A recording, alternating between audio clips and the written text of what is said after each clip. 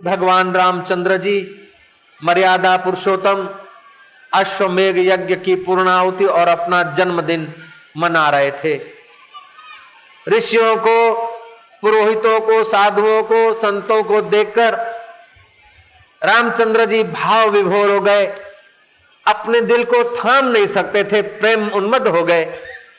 रामचंद्र जी कहते हैं कि हे ब्राह्मणों, हे तपस्वियों, हे ऋषियों, हे संतों, महात्माओं, मैं आपकी क्या सेवा करूं। आज अश्वमेघ यज्ञ की पूर्णाहुति और आज जन्मदिन, दो पर्व साथ में है, मैं आपको क्या भेंट धरूं। मुझे पता नहीं पड़ता कि मैं तुम्हें क्या दूं, आप ही फरमाओ कि आपकी क्या सेवा करूं।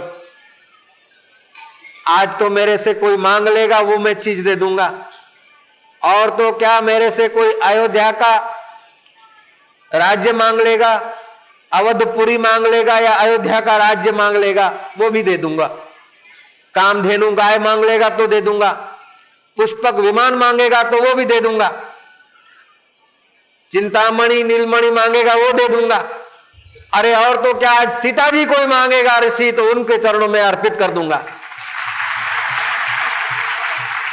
जब ऐसी एकदम भाव विभोर होकर खतरनाक घोषणा कर दी तो गुरु महाराज को हुआ कि ये अब मेरे को जरा करने दो, अपना गुरु पद का प्रभाव दिखाने दो। वशिष्ठ जी आ गए कि हे राम जी, मुझे दक्षिणा दे। बोले गुरुवर मांग लो, पुष्पक विमान भेज दूं आपके चरणों में। बोले नहीं चाहिए। कामधेनु, बोले मेरे पास पहले ही है। चिंतामणि, बोले जरूरत नहीं है।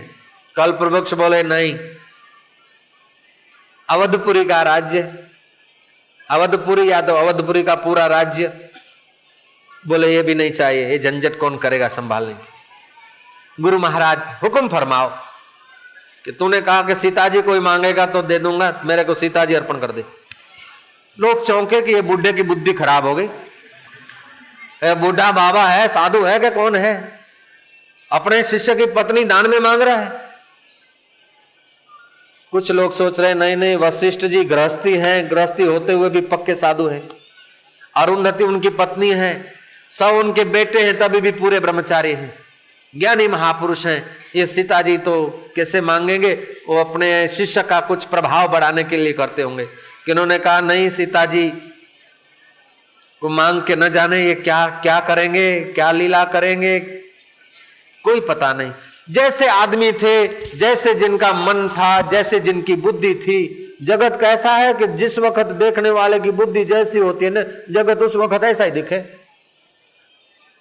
जैसी बुद्धि होती है देखने वाले की, जगत उसको ऐसा दिखे। गुरु महाराज कैसा है कि जैसा देखने वाला है ना, उसको गुरु महाराज ऐसा दिखे। कर्मकांडी को गुरु महाराज ऐसे दिखेंगे, योगी को ऐसे दिखेंगे, त्यागी को ऐसे दिखेंगे।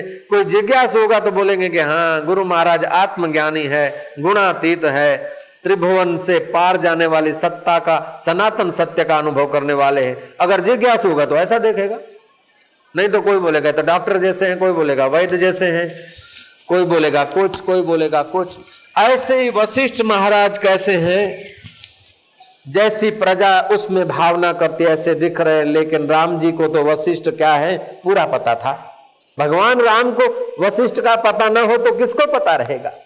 रामचंद्र जी ने सीता को आज्ञा करी, देवी गहने कपड़े अलंकार पहन के आजा, मैं अपने गुरु को अर्पण करता हूं तुझे।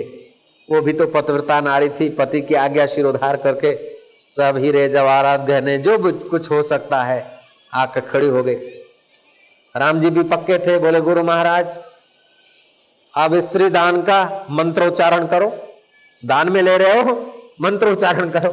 वशिष्ठ भी कम नहीं थे, शिष्य से गुरु सवाया हुआ करता है, वो भी तैयार करके मंत्र अपना स्त्री दान का संकल्प पढ़ लिया और दान ग्रहण कर लिया। दान ग्रहण कर दिया तो सभा की कुछ स्थिति कुछ विपरीत हो गई, कुछ का कुछ हो गया कि सचमुच ले रहे। स्त्री दान का संकल्प भी कर लिया, मंत्र भी पढ़ लिया। वशिष्ठ जी कहते हैं सीता आओ अब इधर बैठो। सीता जी खिन्न हो गई, लेकिन राम जी ने इशारा करा के जब अर्पित हो गया तो आज्ञा पालो। सीता जी बैठी हैं, सभा के लोग चकित है, अब वशिष्ठ जी क्या लीला करते हैं। राम जी अपने वचन को कितना निभा रहे हैं। रघुकुल रीत सदा चली आई, प्राण जाई बर वचन न जाई, प्राण जाई बर वचन न जाई। देवी सीता जी चेहरे पर कोई रंज नहीं है। राज्य अभिषेक होने की तैयारियां हैं, शहनाइयां बज रही है और वशिष्ठ जी नियम बता गए हैं कि रात्रि को फल फूल खाना है, जमीन पर सोना है, क्योंकि सुबह राज तिलक होगा। राज तिलक होगा उसकी विधि बता के गए हैं और राज्य तिलक होते समय वो बातें सुनते समय राज्य तिलक की चेहरे पे कोई विशेष हर्ष नहीं है और राम राज्य के बदले राम वनवास हुआ है तो चेहरे पर कोई रंज नहीं है, क्योंकि वो समझते कि संसार है, सुख और दुख, अनुकूलता और प्रतिकूलता आएगी और जाएगी। राम अपने सत्ता स्वभाव में ठहरे हुए हैं और राम जी को यह भी नहीं हुआ कि ऐसे कैसे गुरु कह गए हैं कि कंदमूल खाना, पृथ्वी पर शयन करना, ये नियमों का पालन करना। जब इतना बोल गए फिर मेरे को वनवास कैसे मिलता है। श्रद्धा डामाडोल नहीं हुई है। जय जय। आज का शिष्य होता तो कि गुरु महाराज रात भर का तो ये कह के गए और मैं वनवास जा रहा हूं, ये कैसे हो गया। लेकिन राम जी जानते आत्मज्ञानी गुरुओं की लीला और राम जी जानते संसार की लीला। अनुकूलता प्रतिकूलता में बदल सकती है और प्रतिकूलता अनुकूलता में बदल सकती है। ये सब बदलने की चीजें माया की है और मैं मायापति राम हूं। राम जी जानते। सीता जी अर्पित हो गई, राम जी के चेहरे पर रंज नहीं है। वशिष्ठ बोलते हैं कि राम जी आप बोलो और कौन सी चीजें देना चाहते हो। कि गुरु महाराज मैंने जो बोला है सब। वशिष्ठ देखा कि चेला पक्का है। बोले सीता मुझे नहीं चाहिए। बोले अब हम नहीं लेते, हमने तो दान का संकल्प कर लिया, दिया हुआ दान वापस नहीं लिया जाता। बोले लेकिन मैं सीता जी को क्या कैसे रखूंगा, कहाँ रखूंगा। सीता तो राज्य में शोभा देगी, मेरे आश्रम में सीता जी ना ना ना ना नहीं गुरु महाराज, सीता जी आपको अर्पित हो गई। लेकिन एक वचन और दे दे। गुरु महाराज 10 वचन और मांग लो। बोले एक वचन दे यहां कि आज के बाद मैं पुष्पक विमान, कामधेनु, नीलमणि, ये जो 7 चीजें हैं, अयोध्या का राज्य और सीता, ये किसी को भी दान न करूंगा। ये मेरे को वचन दे दे। उसके सिवा का जो तुझे चाहिए लुटा दे, लेकिन ये 7 चीजें मत लुटाना। बोले गुरुजी ये तो आपको अर्पण कर दी। बोले नहीं, ये वापस ले ले। वापस तो नहीं लूंगा। अच्छा ऐसा करो, सीता के तोल के 8 गुना सोना मेरे को दे दो। मैं चाहे यज्ञ होम करके भंडारा करके लगा दूंगा, लेकिन सीता जी वापस। 8 गुना सीता से तुला हुआ सोना ले लिया वशिष्ठ ने, सीता जी को अर्पित कर दिया। कहने का तात्पर्य है कि जिनको आत्मज्ञान का मूल्य का पता है, जो गुणातीत अवस्था में पहुंचे हुए ऋषियों को पहचानते हैं, उनके आगे राज्य भी कुछ नहीं है, पुष्पक विमान भी कुछ नहीं है और पत्नी भी कुछ नहीं है, परिवार भी कुछ नहीं है। ऐसे जनक राजा ने भी गुरु को कहा कि गुरुदेव आज तक की मैंने जो पुण्य क्रियाएं की वो आपको अर्पित हैं। पहले तो जनक कहते थे 1000 गाय सोने पर, सोने का 10-10 तोला का सोना का मड़ा हुआ सिंगड़ा वाली 1000 गाय अर्पण करता हूं। गुरु ने कहा नहीं चाहिए। कुछ दिनों के बाद बोला 2000 गाय, 5000 गाय। गुरु ने कहा अभी नहीं। जब साक्षात्कार हुआ तो गुरु बोलता है अब दक्षिणा लाओ।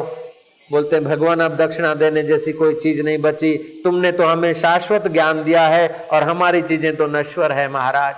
तुमने तो हमको साथ में चलने वाला ज्ञान दिया है और हमारी चीजें तो यहाँ रहने वाली है। फिर भी महाराज फूल नहीं तो फूल की पांखड़ी, दास की ये करबद्ध प्रार्थना है कि आप नाराज मत होना। मैंने आज तक जो बावड़ियां, कुएं या वृक्ष रोपाए, जो पुण्य क्रिया किया वो आपके चरणों में अर्पित है। मेरी पत्नी, मेरे बच्चे और मैं आप सहित आपके सेवक हैं और ये राजपाट आपके चरणों में। लेकिन नारायण आपका ये जो दिया हुआ कर्जा है उसका मैं चुका नहीं सकता। ये तो केवल मैं अपना कृतज्ञता का दोष निवृत्त करने के लिए आपके चरणों में अर्पित करता हूं। ये ब्रह्म विद्या बड़ी मूल्यवान है। हम लोगों को पता है मेरे गुरु महाराज ने ये आत्मज्ञान पाने के लिए जितना सहा था उसका 100वां हिस्सा मैंने नहीं सहा, लेकिन फिर भी मैंने जो सहा 7 वर्ष घर बार छोड़कर 1,000 2,000 रोज की कमाई होती थी दुकान पर, ऐसा दुकान का सब भार मेरे पर था। मेरा भाई मेरी आज्ञा में रहता था, थोड़ा पढ़ा लिखा कम था।